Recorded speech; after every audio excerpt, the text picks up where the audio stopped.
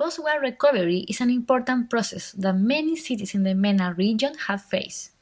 We had a talk to Professor Howaida Al-Hariti, who has studied and participated in the process of recovery of cities in Lebanon, Syria, and Iraq. She has an academic and hands-on knowledge. We try to understand what are the main challenges and trends around post-war recovery. Let's take a look.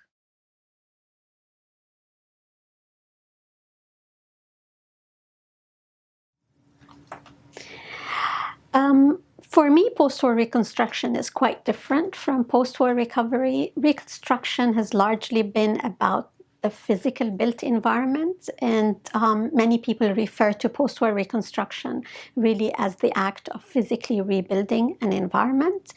Post-war recovery is quite different. It's a more holistic term that is conceived to include the spatial, the physical, the social, the political, as well as the cultural and the social, of course. So it's really a process that is about building the community and building the social fabric as much as it is about the built fabric. It's very important that we also think of it as a process that is bottom up, that is community based, and most importantly, it's a process that's human centered.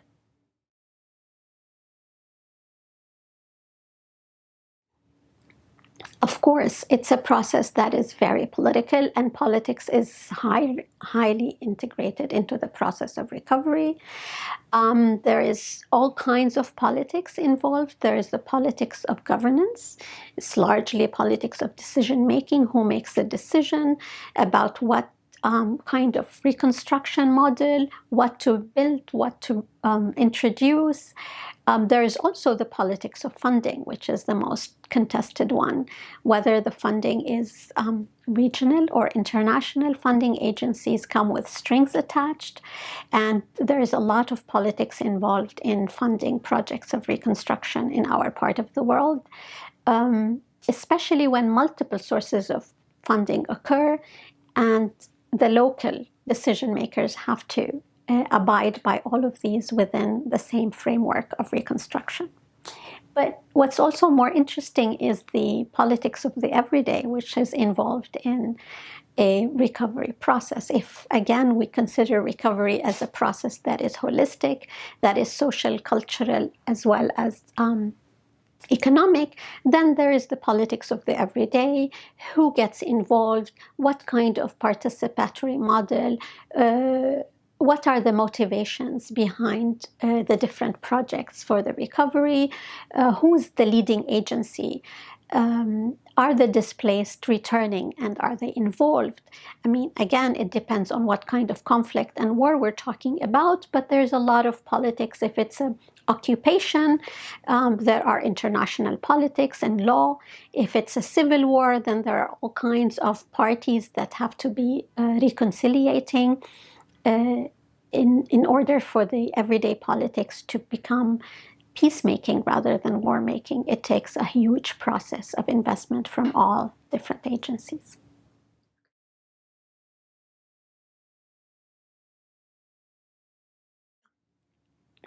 Of course, different countries have their different models for reconstruction, and this is largely dependent on one's system of governance, the economic structure, as well as aid that is regional or international. All of these factors dictate what kind of post-war reconstruction takes place and according to which model.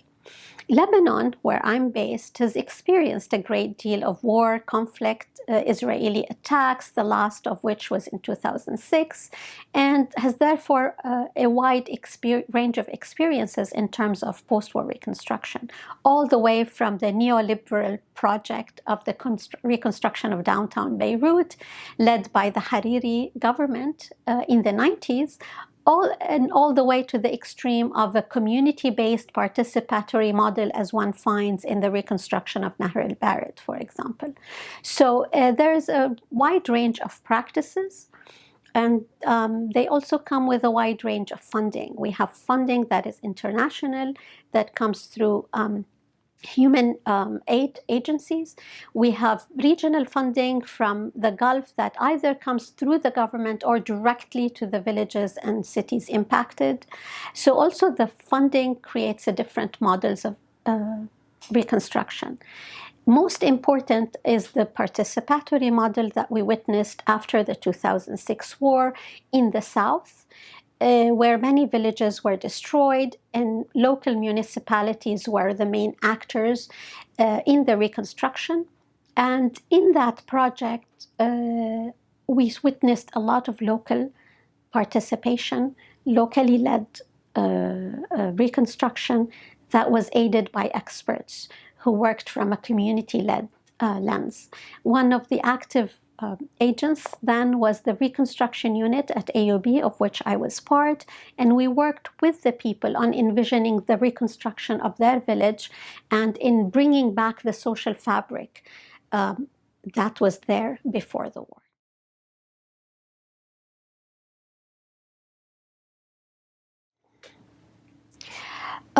It's not really a compromise, it's a position. Post-war reconstruction can either be about restoring the built environment as it was before the war or before the conflict, or can be seen as an opportunity to build something entirely new, to modernize, to provide new amenities, to start a whole new infrastructure for the urban condition.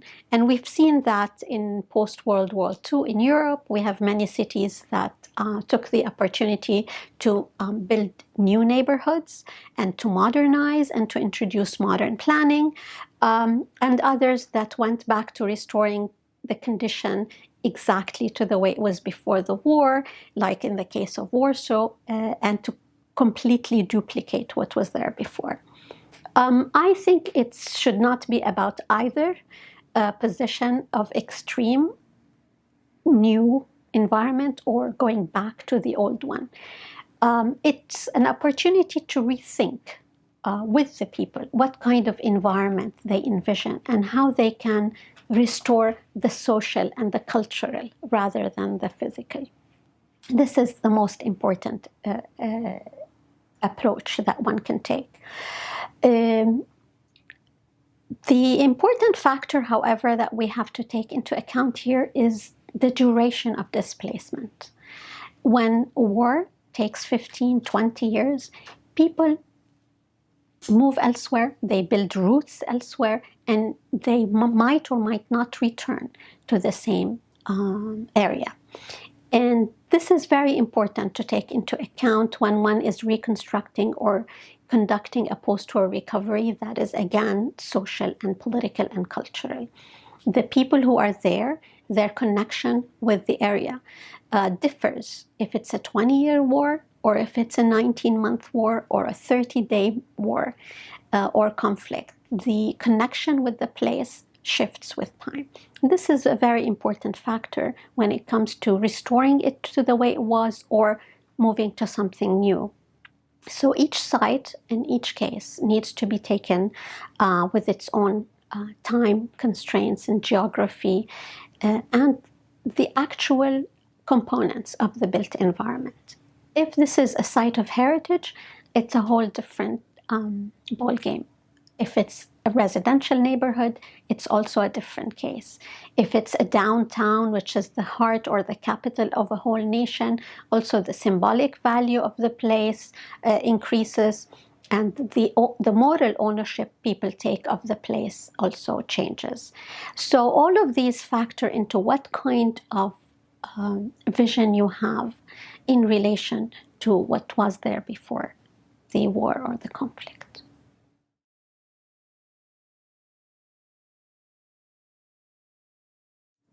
Practitioners have a big role, of course, especially with their technical expertise, but the process that we're trying to advocate is a process that's not expert-led. It's a process that's community-led, in which the experts, first of all, have to come from different backgrounds to form a multidisciplinary team that can address this integrated social, cultural, and political recovery. They have to buy into a role that is more of a facilitator rather than the expert leading the process.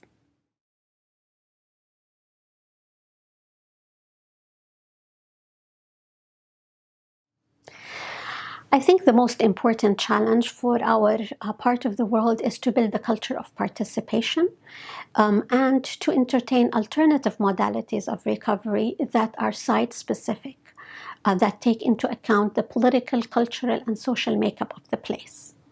I think we have to stay away from physical reconstruction as a model, top-heavy models, aid-induced models, and think of something that is more grassroots. We have to develop a framework that is sustainable as a development framework for recovery that is holistic and, again, heritage-led and human-centered. If we can do that, I think we will maintain identity, continuity of the historical narrative, and the character of the place.